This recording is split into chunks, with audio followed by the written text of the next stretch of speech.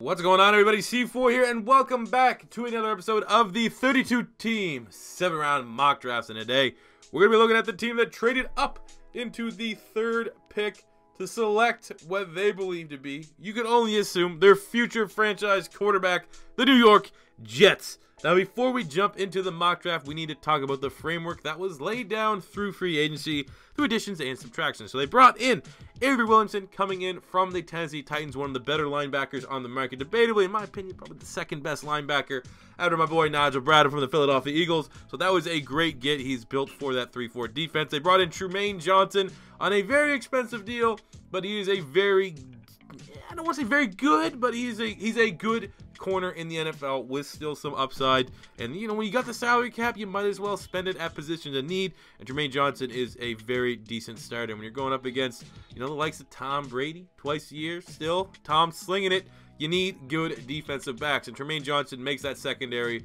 with, you know, maybe my boy Marcus May from Florida, but definitely Jamal Adams that much better. They brought in the combination of Teddy Bridgewater for a one-year deal and bringing back Josh McCown. All this just seems, bridge QB veteran presence.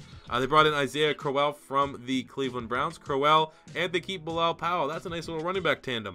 Center Spencer Long is solid. They brought back, make sure they were able to retain Quincy Enunwa, who could have a big role in the offense, and they re-signed Morris Claiborne, which is, you know, that's a pretty good secondary there for Todd Bowles. Todd Bowles knows a thing or two about defensive backs. They lost Muhammad Wilkerson by cutting him. He was just, you know, I guess by the Jets fans, really lazy, not worth the contract. They lost Demario Davis, who is debatably their best player on defense, not named, you know, Jamal Adams. He's probably the top 3 player on the defense, we'll say it that way. But I think ultimately Avery Williamson is an upgrade. They lost tight end Austin Safarian-Jenkins, who had he started coming on there late in the season, and now they kind of have a little bit of a hole there at the tight end spot. So let's see if we can fill it, innuendo, implication, in this mock draft. So going with the third overall pick in the first round, I have them selecting quarterback Baker Mayfield from Oklahoma. Got to start, I would assume, on the roster as QB2, probably ahead of McCown. You know, I don't know what they're gonna do yet. I think he will be QB2 regardless. I don't know, because, you know, we don't know what Teddy Bridgewater is gonna look like on his knee. That's why they signed him on the one-year deal. You got McCown, who actually played pretty damn well last season. For me, in fantasy football terms, he was a bye-week replacement more than once. But ultimately, you trade the 3 to get your franchise quarterback. You know, we have heard reports that they're in love with Josh Allen, but Josh Allen is such a project quarterback, and a lot of people are worried about his completion rate and how that's going to translate in the NFL is like sub 60% as a massive bust rate, versus someone like Baker Mayfield, who is a born leader. Lights will not be too big for him in New York, but he does have the off the field, and, you know, you kind of bring into the maturity thing, and I think that's kind of the value of having Josh McCown on the roster, because he would definitely help Baker Mayfield grow and develop leaps and bounds. Kind of similar, bringing it back to the Philadelphia Eagles when we had Chase Daniel. Chase Daniel helped Carson Wentz understand, like, the veteran aspect of the game and help him grow into his leadership role sooner than expected. I think that is key here for Josh McCown, his relationship with Baker Mayfield, but ultimately Baker Mayfield, after Rosen and Darnold are off the board, he is, in my opinion, the third best quarterback. You know, kind of similar with Lamar Jackson, but Lamar Jackson has to go to the right scheme versus where Baker Mayfield's much more flexible. Even though he's coming from the spread, we've seen these spread quarterbacks get drafted fairly high, like Patty Mahomes last year, and has some success. So I think Baker Mayfield for the Jets is the best option here at 3. And I'm pulling for him, man. I'm a big fan of Baker Mayfield. I think it's a good selection. You don't have to rush him in. Maybe towards the end of the season, you can start to feed him, because he is kind of like Josh Rosen. I think one of the, he's pro ready. I think if you had no quarterback in place, you probably could throw Baker Mayfield through the wolves, and he won't get, massacred upon impact. He could probably, I'm not going to say he's going to hit the ground running, but I think he could start off and be a capable starter in the NFL right now. But again, anytime you have to make an investment of a talented quarterback, unless like they're a bona fide stud like Andrew Luck, you're probably better to have them learn for a little bit and get eased into that starting role, which is what they did by signing Bridgewater and McCown. So now, because of trading up, they don't have a second-round pick. They had 2 second-round picks, no more. So now we're jumping all the way down into the third-round pick, 72. Why are they going with what may be the highest ceiling out of any offensive lineman in this year's draft class? Because they really do need to beef up the O-line. And they're going with Desmond Harrison, the offensive tackle from West Georgia. Absolutely dominate the combine. Heads were turning. He's very athletic. Could be the next, Terran Armstead type player. I think he'd come in right now, still being a project start. As like a right tackle too, but I think you will be able to get some starting minutes out of him as a swing tackle. But when you look at this year's draft class in terms of offensive linemen, the tackle position in particular, I think really outside of Connor Williams, there's a lot of questions. There's a lot of questions to be asked. And when you look at ceilings, the fact that you can still be able to get a guy like Desmond Harrison in the 3rd round, he debatably has the highest ceiling out of any tackle in this class. But, I mean, Jet fans want starters. You want guys that can compete, start right away. You might be able to get that from Harrison. He might surprise everyone. But I think here you got to go for best value long-term in the offensive line because you got to build this team up for Baker Mayfield to take over. And I think a guy like Desmond Harrison can be, rotated in as a swing tackle, fill in due to injury, hopefully nothing early on in the season, and then look forward to the 2019 season, could take over, really get you flexibility as a left or right tackle.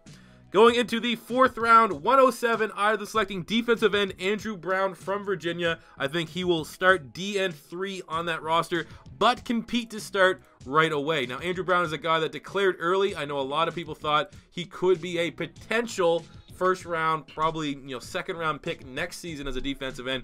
Came out early. You still get the talent there, but he may need to grow up and grow into his body a little bit more and get that experience. But when you look at pretty much anyone on that defensive line outside of Leonard Williams, I mean, what's going on with Coney Healy? Are they going to bring him back? If they don't, I mean, who do you have? You have Xavier Cooper, Ed Stinson.